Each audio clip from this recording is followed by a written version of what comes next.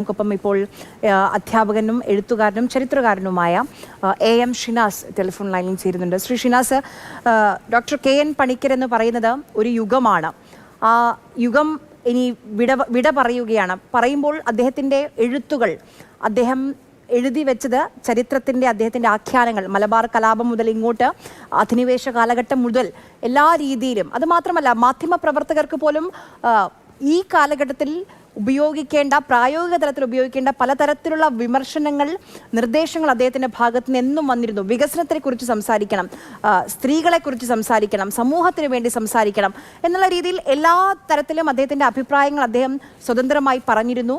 അത് കേൾക്കുന്നൊരു സമൂഹം ഉണ്ടായിരുന്നു. അങ്ങനെ വലിയൊരു വിടവാണ്.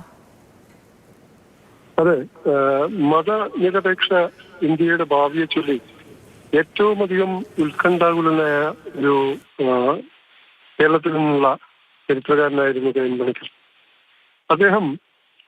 അദ്ദേഹത്തിന്റെ ഒരു പുസ്തകത്തിന്റെ തലക്കെട്ട് തന്നെ ബിഫോർ ദി നൈറ്റ് ഫോൾസ് എന്നാണ്. ഇരുൾ വീഴും മുമ്പേ ഇന്ത്യയിൽ ഭൂരിപക്ഷ മതശക്തികൾ അധികാരം പിടിച്ചെടുക്കുന്ന കാലഘട്ടത്തിൽ എഴുതപ്പെട്ട ആ പുസ്തകം ഇന്ത്യയുടെ മതനിരപേക്ഷ ഭാവിയെക്കുറിച്ച് വലിയ ഉത്കണ്ഠ പുലർത്തുന്ന ഗ്രന്ഥമാണ്.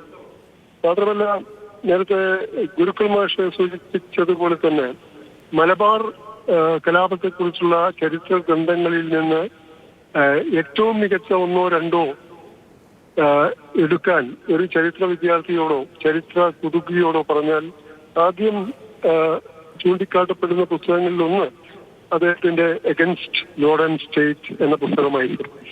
അതിൽ ഗ്രാംഷിയൻ പരമ്പരാഗത ബുദ്ധിജീവികളെ കുറിച്ച്, പ്രത്യേകിച്ച് പരമ്പരാഗത ബുദ്ധിജീവികളെ കുറിച്ച് ഗ്രാംഷിയുടെ കാഴ്ചപ്പാടുകൾ, ഗ്രാംഷിയുടെ ദർശനങ്ങൾ ഉപയോഗിച്ചുകൊണ്ട് അദ്ദേഹം മലബാർ കലാപത്തെ മറ്റുള്ളവരിൽ നിന്ന് വ്യത്യസ്തമായി വ്യാഖ്യാനിക്കുകയും അപഗ്രഥിക്കുകയും ചെയ്തു.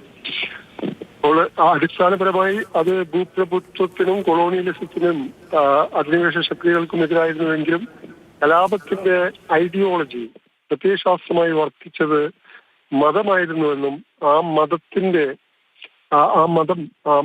മതപരമായ പ്രത്യയശാസ്ത്രം കലാപകാരികളിലേക്ക് എത്തിച്ചത് പരമ്പരാഗത ബുദ്ധിജീവികൾ വഴിയാണെന്നും അദ്ദേഹം സമർത്ഥിക്കുകയുണ്ടായി. ഇന്ത്യയുടെ ദൈക്ഷണിക ചരിത്രത്തിലും അദ്ദേഹം മായ്ക്കാനാവാത്ത മുദ്രകൾ പതിപ്പിച്ചിട്ടുണ്ട്. കൾച്ചർ, ഐഡിയോളജി, ഹെജിമണി, അതുപോലെ കൊളോണിയലിസം, കൾച്ചർ ആൻഡ് റെസിസ്റ്റൻസ്, സാംസ്കാരിക ചരിത്രത്തിലും ദൈക്ഷണിക ചരിത്രത്തിലും ഇത്രയും ആഴത്തിലുള്ള ഉൾക്കാഴ്ചയോടെ എഴുതിയ ഇന്ത്യൻ ചരിത്രകാരന്മാർ അപൂർവമാണ്. മാത്രമല്ല, അദ്ദേഹത്തെ വെറും ഒരു ചരിത്രകാരനായിട്ടല്ല, അദ്ദേഹം ഒരു ആക്ടിവിസ്റ്റ് ഹിസ്റ്റോറിയനായിരുന്നു. കാരണം ബാബരി മസ്ജിദിന്റെ ആ ഒരു കലുഷിതമായ സമയത്തൊക്കെ അദ്ദേഹം ചരിത്ര രചനയിൽ മാത്രമല്ല, വർഗീയ ചരിത്രത്തെ വെല്ലുവിളിക്കുന്ന ചരിത്ര ആഖ്യാനങ്ങൾ രചിക്കുകയും മാത്രമല്ല ആക്ടിവിസ്റ്റ് എന്ന നിലയിൽ Shri M Shinas, doctor M Shinas സംസാരിച്ചതിന് ഷിനാസ് പറഞ്ഞതുപോലെ